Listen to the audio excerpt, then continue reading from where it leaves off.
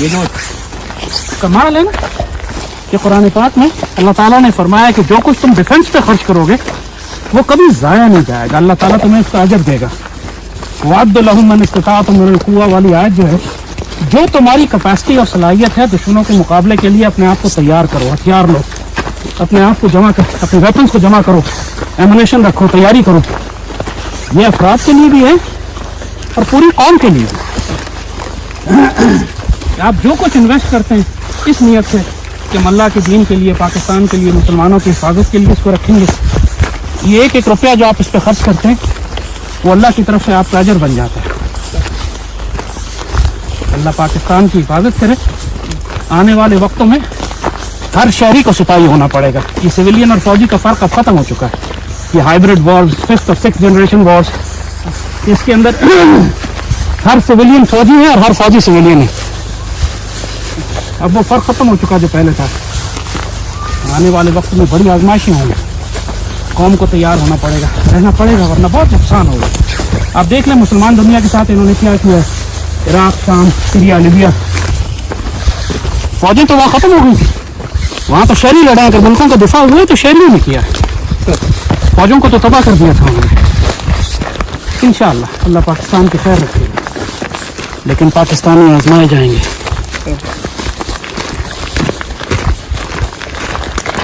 बहुत जोर से आजमाए जाएंगे। आपको पूरा इस हथियार को ना अपने वजूद का हिस्सा बनाना होता है। उठते बैठते जब तक रात में ख्वाब ना आ रहे हो ना आपको वेपन हैंडलिंग के, उस वक्त तक आप एक्चुअली अपने हथियारों में गुम नहीं होते।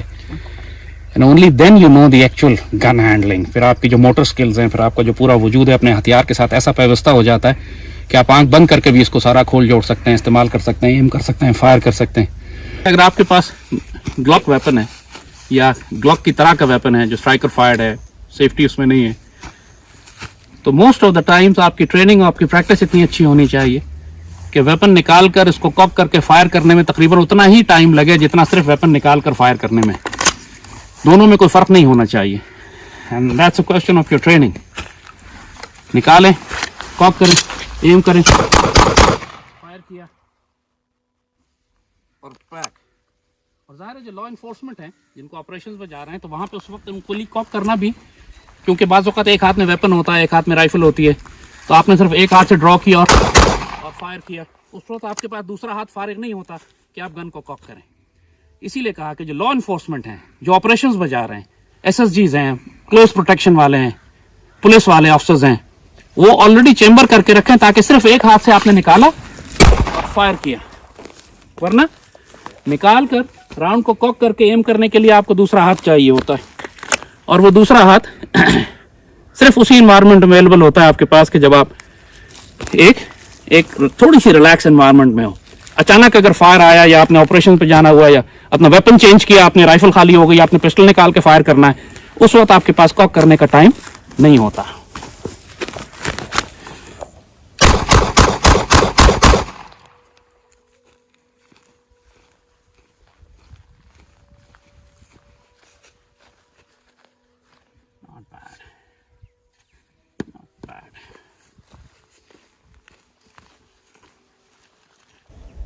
और अगर आप प्रोफेशनल हैं, ऑपरेशंस पे जा रहे हैं, जैसे कहा जंग पे जा रहे हैं, उस सूरत हाल में ऑलरेडी राउंड चेंबर करके रख लेना आपके लिए बेहतर है, क्योंकि उस वक्त आपके पास वक्त नहीं होता।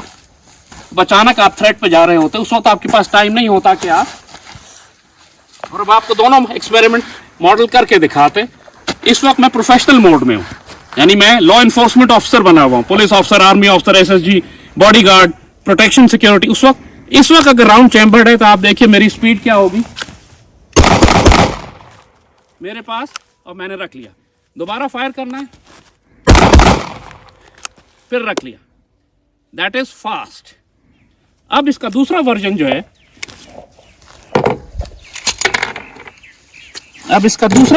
है, वो ये होगा कि हम राउंड चेंबर करके नहीं रखेंगे।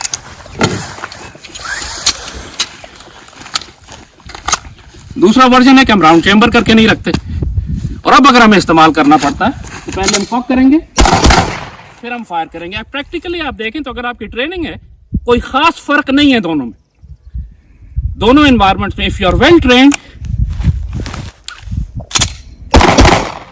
If you are well trained आपका इतना टाइम नहीं लगेगा राउंड चेंबर करके फायर करने में, मगर बगैर चेंबर के रखना सेफ है उस वक्त जब आप एक लो थ्रेट एनवायरनमेंट में। और अगर आप राउंड चेंबर करके ग्लॉक जैसा पिस्टल आपने अगर घर में छोड़ दिया है तो किसी भी बच्चे के लिए आसान है कि वो सिर्फ ट्रिगर दबाए और फायर हो जाए, और इस तरह एक्सीडेंटल फायर होते हैं। सो बी केयरफुल। जब ये बात कही कि क्या मैं अपना राउंड चेंबर करके रखूं या ना रखूं, चाहे आप लॉ एनफोर्समेंट ऑफिसर हैं, चाहे आप पुलिस या आर्मी एसएसजी के हैं, अगर आप ऑपरेशंस में जा रहे हैं फिर तो आप राउंड चेंबर करके रखें और वापस आके राउंड चेंबर से निकालें। लेकिन अगर आपने नॉर्मल फैमिली एनवायरनमेंट है, घर में है, ऑफिस में है, लो थ्रेट एनवायरनमेंट है, तो राउंड कभी चेंबर करके ना रखें। ये प्रैक्टिस करें कि जरूरत पड़ने पर मैं राउंड को कॉक करके चेंबर करके फायर कैसे करूंगा। नॉर्मली अगर आपके पास मल्टीपल टारगेट्स हैं ना, तो मल्टीपल टारगेट्स को एंगेज करने का तरीका ये है कि पहले आप सब पर एक एक राउंड ड्रॉप करें और उसके बाद दोबारा जाके उनको फिनिश ऑफ करें। सेकंड राउंड एक पे ही अगर आप नॉर्मली डबल टैप किया जाता है, 2 हिट किए जाते हैं, लेकिन अगर आप एक पे डबल हिट करेंगे तो 2 थ्रेट आपके बहुत नजदीक आ जाएंगे, दे कैन क्रिएट प्रॉब्लम्स। तो पहला बेहतर तरीका यही है कि पहले आप एक एक राउंड तीनों पे ड्रॉप करें, उनको पीछे करें, उनको जख्मी करें, और फिर उसके बाद go for the second round and just finish them of. So this is a better way of doing it, you finish off your round. और एक फायरिंग का तरीका एक और आपको थोड़ा नोट करने की जरूरत है, वो ये कि देखें हर राउंड जो है मुझे फायर करने के लिए साइट्स में से देखने की जरूरत नहीं है।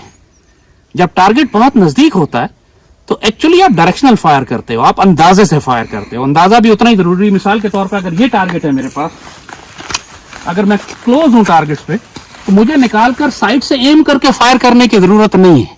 It takes too much of time. Firing can be directional, अंदाजे से।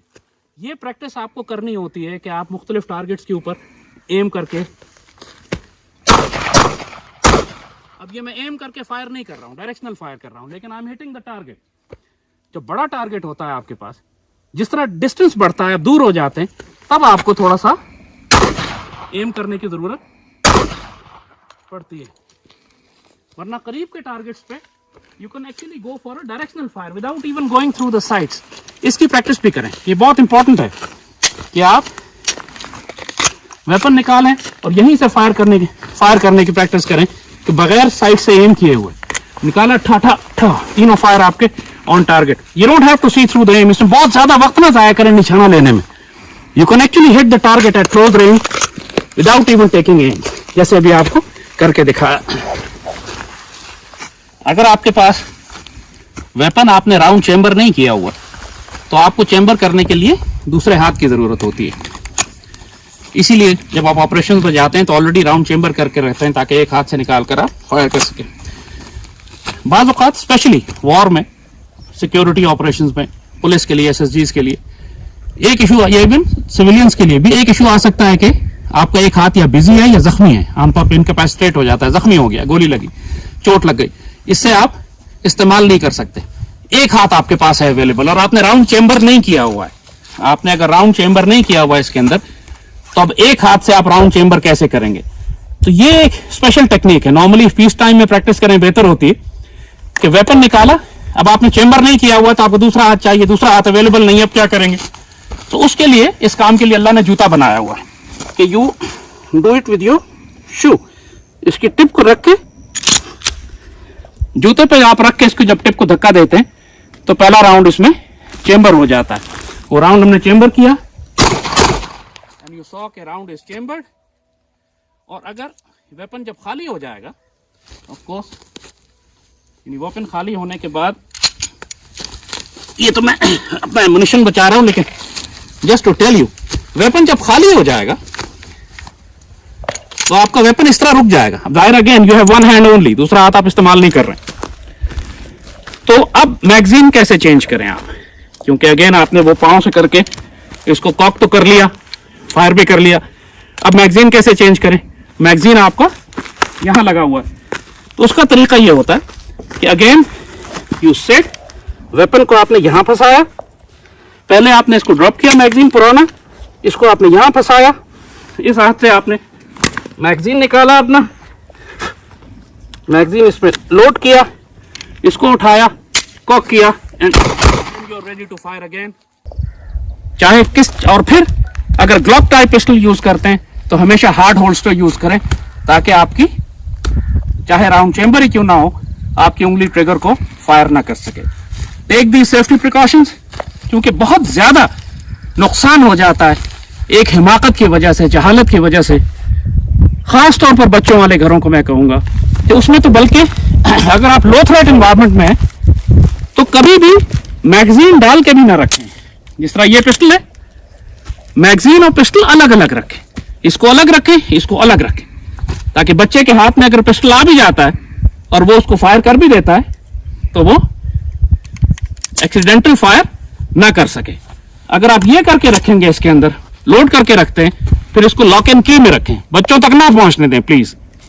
इस सूरत हाल में अगर आपने बच्चे के हाथ में दे दिया, आजकल के बच्चे बहुत होशियार हैं, फिल्में वीडियोस उन्होंने बहुत देखी हुई हैं, उनको पता है कि पिस्तौल हाथ में आता है तो कॉक कैसे करते हैं और फायर कैसे करते हैं। तो that will cause an accident. Be very careful, safety आपकी जिम्मेदारी। अगर आपके बच्चे के हाथ से, किसी फैमिली मेंबर के हाथ से कोई दूसरा आदमी जख्मी होता है या मारा जाता है, आप जिम्मेदार हैं। सेफ्टी आपकी जिम्मेदारी है, इसका ध्यान रखें। ये हथियार आपकी जान माल इज्जत की हिफाजत के लिए, अगर इससे बेगुनाहों को तकलीफ और नुकसान हो रहा है तो आप गुनाहगार भी हैं और मुजरिम भी। अल्लाह आपका, हम सब का, पाकिस्तान का हामी और नासिर हो। पाकिस्तान जिंदाबाद।